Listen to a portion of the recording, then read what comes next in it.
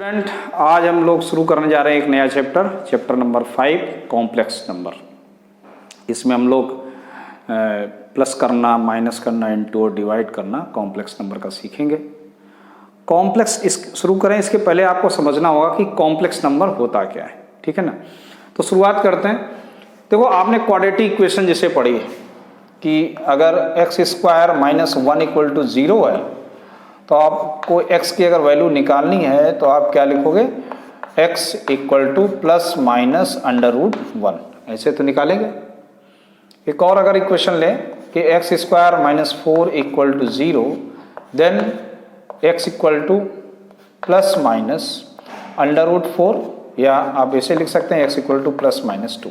तो यहाँ x क्या है, x की जो वैल्यू आई प्लस माइनस 2, इसका मतलब ये होता है कि ये जो x equal to plus minus 2 है ना, वो इस इक्वेशन को सेटिस्फाई करेगा। यानी अगर हम x की जगह इस इक्वेशन में 2 रख दें या माइनस 2 रख दें तो ये 0 मिल जाएगा। ऐसे ही अगर यहाँ पर x की जगह हम लोग प्लस माइनस 1 है तो अगर प्लस 1 रखें या माइनस 1 रखें तो ये इसे सेटिस्फाई करता है।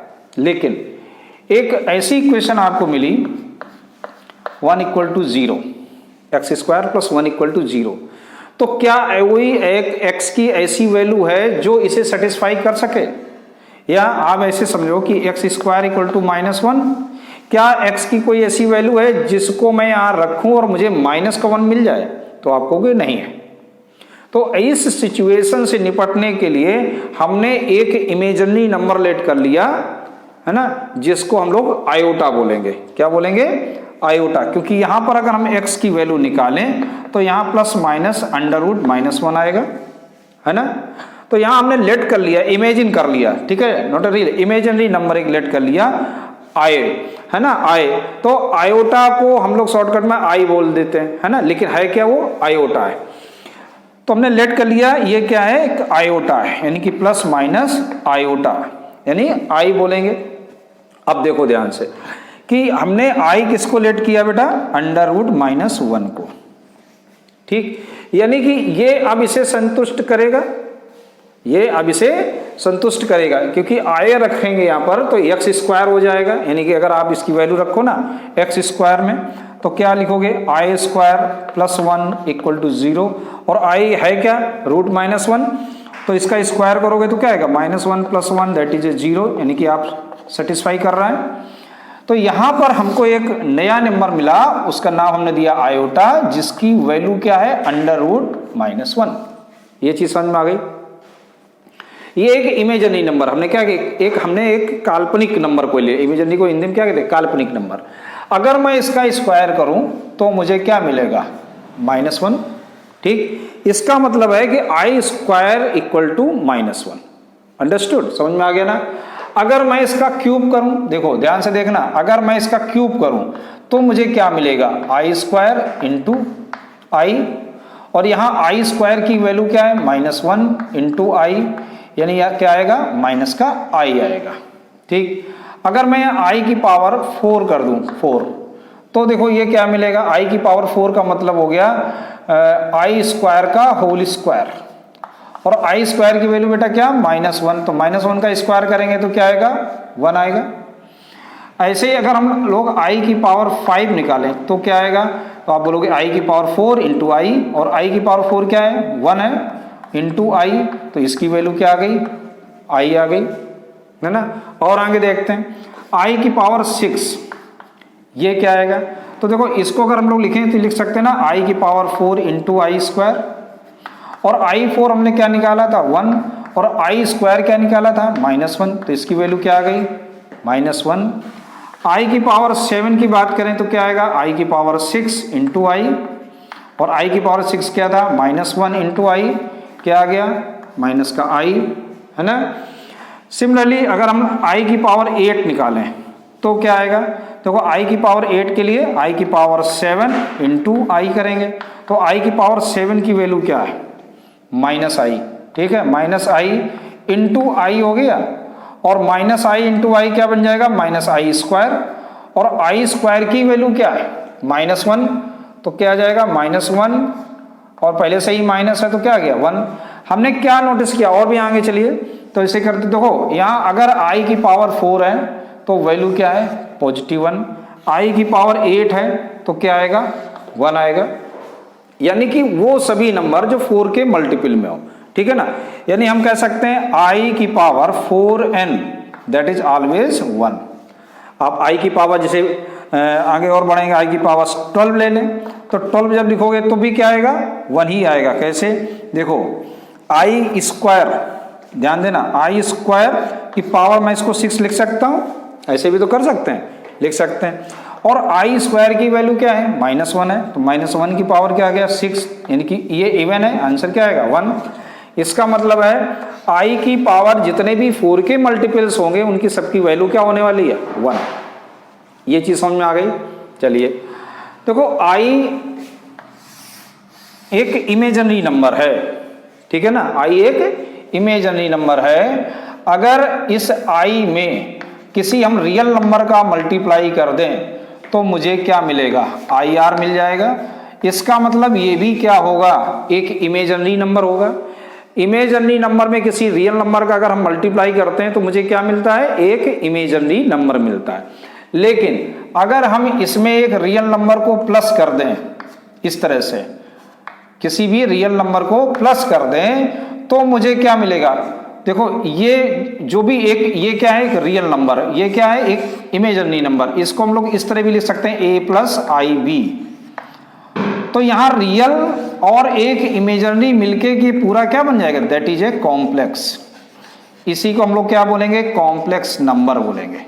जहां रियल और इमेजिनरी दोनों नंबर का एडिशन या सब्ट्रैक्शन हो जाएगा वहां पर आपको एक नया नंबर मिलता है, उस नए नंबर का नाम क्या है कॉम्प्लेक्स नंबर, जिसको हम लोग z से दिखाएंगे। किससे दिखाएंगे z से, a + ib। ये चीज समझ में आई अच्छे से। और देखो इस इमेजिनरी नंबर को हम लोग ग्राफ पर प्लॉट नहीं कर सकते, क्यों, क्योंकि जो हमारा ग्राफ होता है ना, ध्यान से देखना, ग्राफ जो होता है ना वो केवल एक रियल नंबर को रिप्रेजेंट करता है। ये x और y क्या है ये रियल नंबर को रिप्रेजेंट करती, और हमारे पास तो ये इमेजिनरी नंबर है, ये इमेजिनरी नंबर को रिप्रेजेंट नहीं करेगा।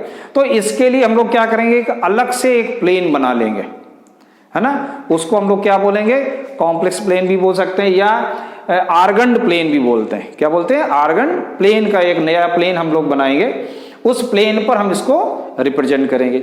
ये चीज समझ में आ गई आपको कि इसमें a क्या है रियल है, b क्या है ये भी रियल, लेकिन ये पूरा अगर हम नंबर की बात करेंगे IB के साथ तो ये इमेजिनरी नंबर होगा, ये R को रिप्रेजेंट करेगा और ये इमेजिनरी नंबर होगा। तो R + I Z हो गया, understood. So now we see the next part. अब हम लोग सीखते हैं कि what is a modulus and conjugate of a complex number. तो जैसे हम लोगों ने सीखा भी कि किसी भी कॉम्प्लेक्स नंबर को हम लोग दिखाते हैं Z से, और ये होता है रियल और इमेजिनरी नंबर का कॉम्बिनेशन, है ना।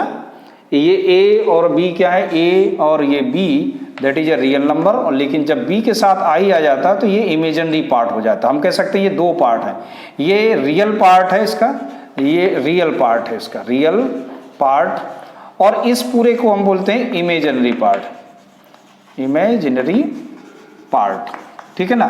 लेकिन a और b क्या है ये दोनों ही रियल नंबर्स होते हैं। जैसे अगर आप लेंगे z = 2 + 3i तो 2 और 3 क्या आई है ये तो रियल है ना, ठीक। लेकिन इस कॉम्प्लेक्स नंबर को जब हम लोग किसी प्लेन पर इंडिकेट करते हैं जाके, तो उसके लिए मुझे एक अलग तरीके की प्लेन की जरूरत होती है, क्योंकि एक नॉर्मल जो प्लेन होता है उसमें तो सभी x एक्सिस और y एक्सिस दोनों ही रियल होती हैं, लेकिन इस कॉम्प्लेक्स नंबर को हमें रिप्रेजेंट करने के लिए एक पोलर प्लेन की कॉम्प्लेक्स प्लेन की जरूरत होती है, कॉम्प्लेक्स प्लेन की या आर्गन प्लेन भी उसे हम लोग बोलते हैं। तो जैसे हम बात करें 2,3 तो 2,3 आप इजिली आप बता सकते हैं कि ये यहाँ कहीं होगा, ठीक।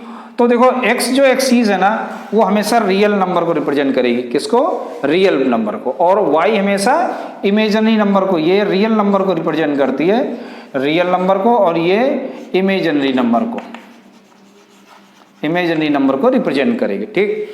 अब हम बात करेंगे z = a + ib की। मान लेते हैं ये पॉइंट हमारा यहाँ कहीं है a, b, तो जो इस पॉइंट की डिस्टेंस होगी ओरिजिन से, ध्यान देना, जो मान लीजिए कोई पॉइंट P है, ये O है, तो जो ये डिस्टेंस है OP, उसे ही हम लोग क्या बोलेंगे, मॉडुलस ऑफ कॉम्प्लेक्स नंबर।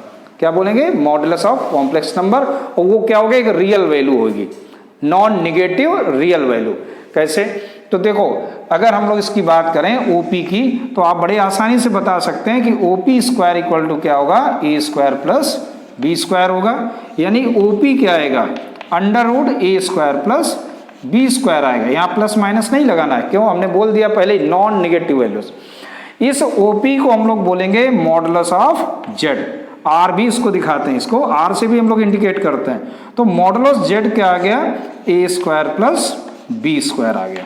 ये समझ, मॉडल समझ में आया। अब देखो बात करते हैं किसकी, कॉन्जुगेट की। कॉन्जुगेट को अगर जब हम लोग इंडिकेट करते हैं किससे, Z बार से।